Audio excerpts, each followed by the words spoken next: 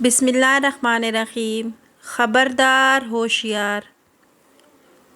کچھ دن سے میرے کزن کی بیٹی ہسپتال میں داخل تھی۔ اس کی ذہنی حالت ٹھیک نہیں تھی۔ پتہ چلا کہ چیختی ہے، چلاتی ہے اور کانٹتی ہے۔ 12 سال کی بچی ہے۔ مجھے پتہ چلا تو دیکھنے ہسپتال گیا۔ اس بچی کی ٹانگیں اور ہاتھ باندھے ہوئے تھے اور وہ تڑپ رہی تھی۔ ڈاکٹر صاحب سے ملا تو بولے ہسٹیریا ہے۔ باپ سے پوچھا تو کہنے لگے کہ اس کو سایہ ہو گیا ہے۔ والدہ نے کہا کہ اس کی پھپھو نے جادو کروا دیا ہے۔ جتنے منہ اتنی باتیں۔ میں نے بچی کے پاس جا کر اسے پیار کیا اور پانی پلایا۔ وہ بے قرار تھی۔ کہتی ہے کہ مجھے گول گپے کھانے ہیں۔ ڈاکٹر صاحب نے منع کیا ہے کہ اس کو کوئی چیز بازار سے نہیں دینی۔ میرا ماتھا ٹھنکا۔ میں نے پوچھا کہ بچی کی یہ حالت کب سے ہے؟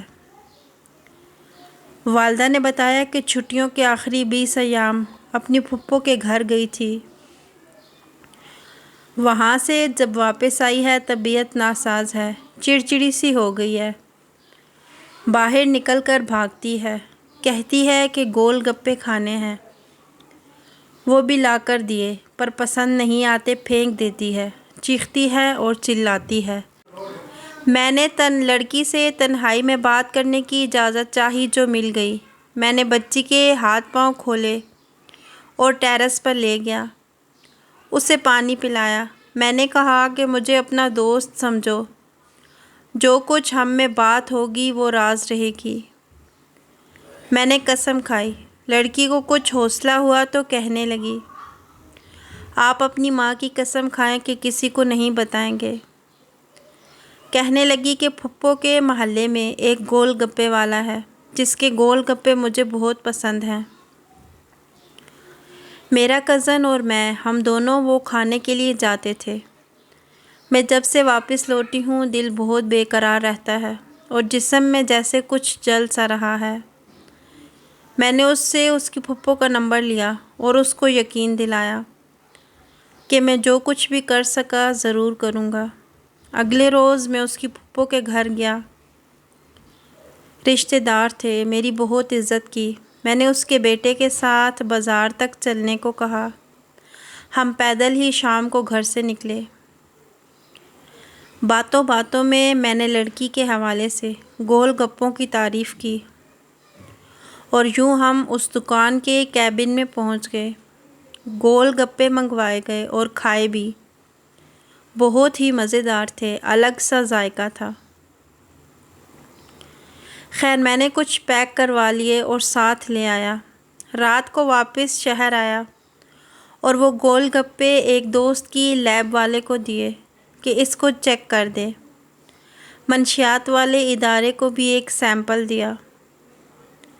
اگلے دن رپورٹ آئی تو میں اپنا سر پکڑ کر بیٹھ گیا۔ رپورٹ میں پتہ چلا کہ مصالحہ جات میں ہیروئن ملائی گئی ہے۔ میرا دل ایک لمحے کے لیے بند سا ہو گیا۔ میں نے فوراً اینٹی نارکوٹکس سے رابطہ کیا اور اس گول گپے والے کی دکان پر ریڈ کیا تو وہاں سے شراب، ہیروئن اور چرس برآمد ہوئی۔ یہ باقاعدہ ایک منشیات کا اڈہ تھا اور گول گپے والا اپنے گول گپوں میں ہیروئن گھول کر کھلا رہا تھا۔ جو لگ گئے وہ یہاں سے ہٹ نہیں سکتے تھے۔ ان کو پکڑوا کر بچی کی طرف لوٹا اور ڈاکٹر صاحب کو اعتماد میں لے کر بچی کو ترک منشیات کے ادارے میں داخل کروا کے علاج کروایا۔ یہ ایک سچا واقعہ تھا۔ اب آئیں اصل مسئلہ پر، اور وہ یہ ہے کہ یہ ہمارے بچوں کے ساتھ کیا ہو رہا ہے۔ سکولوں کے باہر، ریڑھیوں پر اور سکولوں کالجز کی کینٹینوں پر محلے میں پھرتے ریہڑی والے ہمارے بچوں کے ساتھ کیا کچھ کر رہے ہیں۔ ہمارے بچے اب نشوں پر لگ چکے ہیں اور ہمیں معلوم ہی نہیں۔ ہم بحیثیت مجموعی اپنی اپنی اولاد سے غافل ہیں۔ میں نے بھی بلو ایریا سے ایک ٹھیلے سے چائے پی تو مجھے بہت سکون محسوس ہوا۔ میں اگلے دن پھر سے چائے پینے چلا گیا۔ مجھے احساس ہی نہیں رہا کہ میں 3 ماہ تک وہی چائے پیتا رہا۔ پھر ایک دن نیوز دیکھی کہ مطلوبہ ٹھیلا جس میں چائے پیتا تھا اس کو سیکورٹی والوں نے دھر لیا۔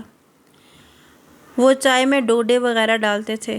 وہ لوگ اپنے منافع کے لیے لوگوں کی جانوں پر کھیل جاتے ہیں۔ اللہ پاک انہیں ہدایت عطا کرے۔ حکومت بے خبر ہے تو والدین اور اساتذہ کو جاگنا ہوگا۔ ان تک اپنے بچوں کو نہ جانے دیں۔ یہ بچے ہمارا مستقبل ہیں۔ گول گپے والا تو گول گپے بیچ جائے گا مگر ہماری پوری نسل نشے کی عادی بن کر تباہ ہو جائے گی۔ آپ جاگتے رہیں۔ یاد رکھنا اگر آپ سو گئے تو سب کچھ سو جائے گا۔ آپ کو ویڈیو کیسی لگی کمنٹ باکس میں ضرور بتائیے گا۔